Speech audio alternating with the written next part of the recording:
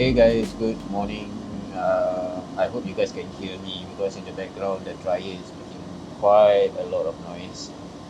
Anyway, I hope you guys are doing fine and I hope you guys are enjoying my vlog so far, even though there's a few lapses here and there. But I hope to push out more content for you guys very soon. Anyway, as you can see, I'm at the laundries right now. It's a weekly thing. I don't have a washer or dryer at home because due to space constraint, I prefer to you know to be a minimalist for the meantime. Um, yeah, because washers and dryers are quite huge and it's going to occupy a lot of space. So yeah, that's the reason I usually do my laundry outside for the meantime.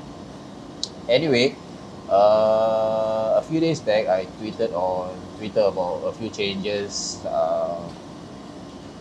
at the driving centers. As you guys know, I'm currently retaking my license again, and I highly recommend that you guys also take your license as well, as long as you reach the requirement of 18 years old. Go ahead and straight away take your license. Don't waste your time. Alright, and yeah, the changes, well, I mean, it came quite a shock to me, but I think it's just a slight change, but I hope it's going to be maintaining at that much because yeah, previously when I was taking my license, the requirement for motorbike license especially, I mean, when you are taking the basic theory, you have to go through the basic theory practice, you have to go through the basic theory evaluation, then only you can take your basic theory test. But even so, the basic theory evaluation is only once, if I'm not wrong. Then you can take your basic theory test. God knows how many times until you pass. But for now, from the recent lesson that I went, it is confirmed that it is a basic theory. I mean, sorry, a basic theory evaluation once. Then you go book for your basic theory test. If you fail, you need to go and book for your basic theory evaluation again. If you pass the basic theory evaluation, then you can retake your basic theory test. So just imagine if you fail so many times, you have to take so many evaluations until you pass your basic theory. So that is one of the changes. And the previously when I was taking my license, there was no simulator, there's no highway lessons or whatsoever not. But right now there is. So just in case if there are any changes in the future, I would suggest or I would highly recommend that you guys, once you reach the requirement age of 18 years old, straight away go and book for your test. Book for your license. Right, don't waste your time. Get as many licenses as you can, no matter whether you start from your motorbike license or you start from your car license. Just go ahead and take it. Right, it may not be important to you guys at first, but as you go down your life journey, everything will fall into place. Alright, especially when it comes to job opportunities, or like if you're doing deliveries, in fact, it opens up more opportunities for you guys, especially. Right, so that is what I highly recommend. Yeah, just go for it, and don't worry about things. It is better that you fall or you make mistakes during your license or during your lessons or whatsoever not, rather than you make mistakes when you're outside. Alright, if you make mistakes during your lessons, you are still able to get up, you are so-called able to retry again, and keep on going until you master whatever that you need to master. Maybe the figure eight, maybe the plank, or maybe the crank course, or maybe the e-brake or emergency brake, right? It is best that you always master it in school, in the driving school, rather than you master it outside. To be frank, outside, when you're driving outside or you're riding outside, is way different than inside the school. Now, as for the new riders, I would, you know, suggest that you guys not be afraid, right? I feel you guys because previously I was also a newbie on the road. I feel the worry, I feel the feeling of being scared, being first time on the road and there is so much traffic. To be frank, when I passed my license that time, which was in 2004, right, traffic wasn't that bad. There wasn't much cars, there wasn't much, uh, there wasn't much vehicles to be short. In fact, compared to now, there's a lot of cars, there's a lot of lorries, there's a lot of trucks, there's a lot of motorcycles, and yeah, I understand that you guys are quite scared, especially when it comes to riding in the highway. Now, I have a few footages of which that you might want to take into practice. Like for example, if you're traveling slow, that means you are not confident of riding in the highway yet, or even on the normal roads which has 2 or 3 lanes, or even dual carriageway. That means one lane going as your direction and the other one is going the opposite direction. It's a good practice to keep to the left side of the lane. Right? It is a good practice to keep to the left side of the lane. This is so much so that you can give way to other vehicles or in a rush, or other vehicles who want to overtake you, right? Especially the motorbikes, they are traveling at super fast speeds.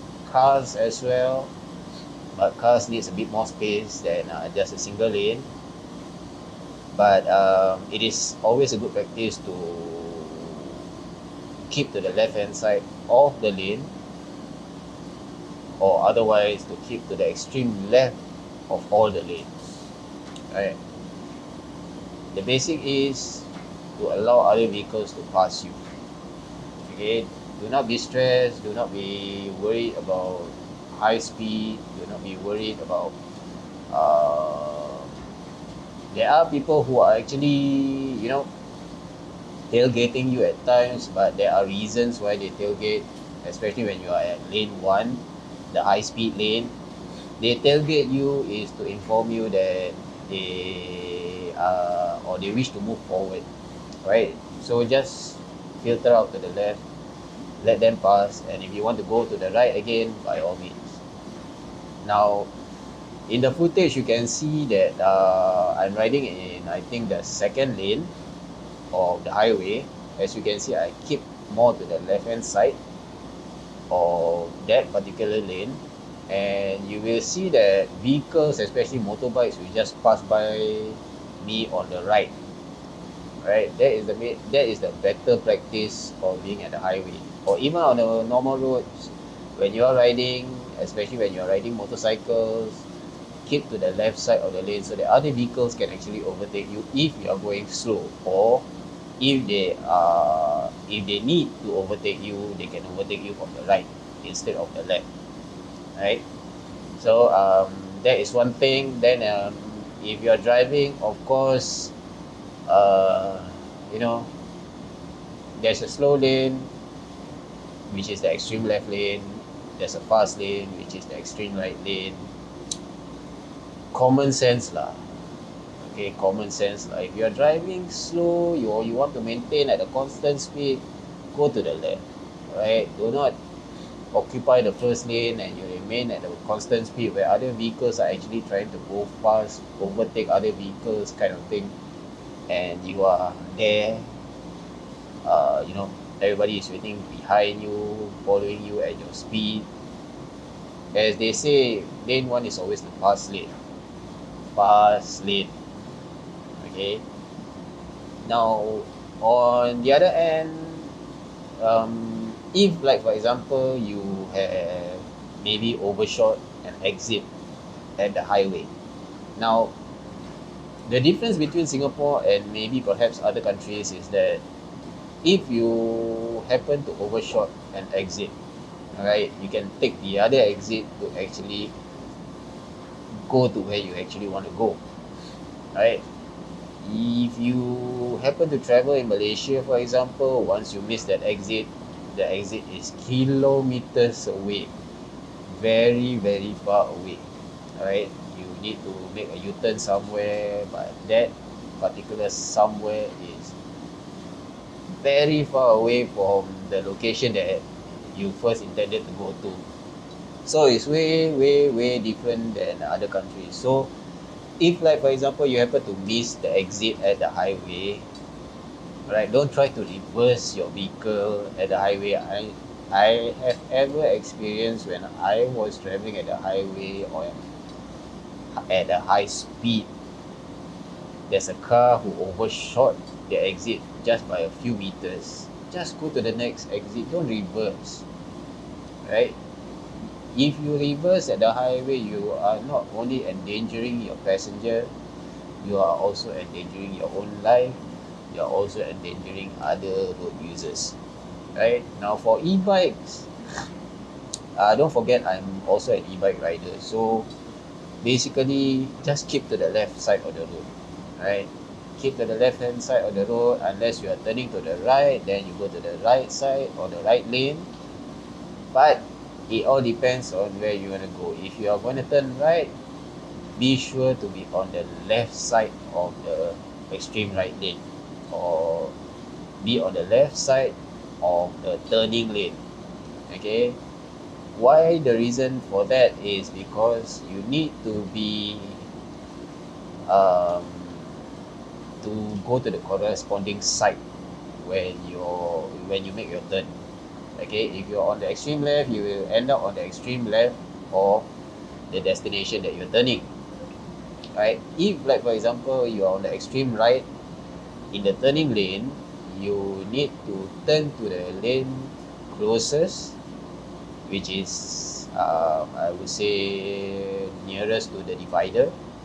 Then you have to filter out to the left lane, which is really, really troublesome for an e-bike.